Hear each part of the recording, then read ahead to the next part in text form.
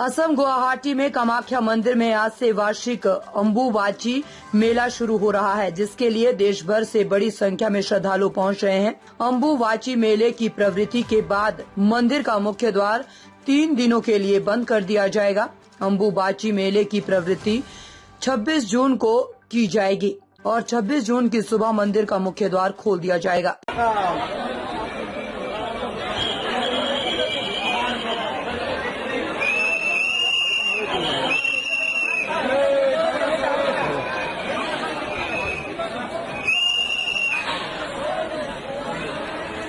Pocket मार सावधान থাকিব নিজৰ বস্তুৰ ওপৰত নিজে নজৰ ৰাখিব আৰু পকেট মাৰৰ পৰা সাৱধান থাকিব।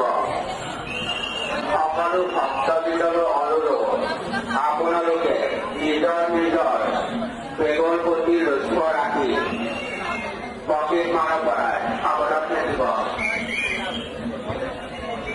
সকলো ভক্তবৃন্দৰ অনুৰোধ আপোনালোকে নিজৰ জোতা বেগেল বেগসমূহ বনদুৰ্গা মন্দিৰৰ ওচৰত তিনি কেপ বনোৱা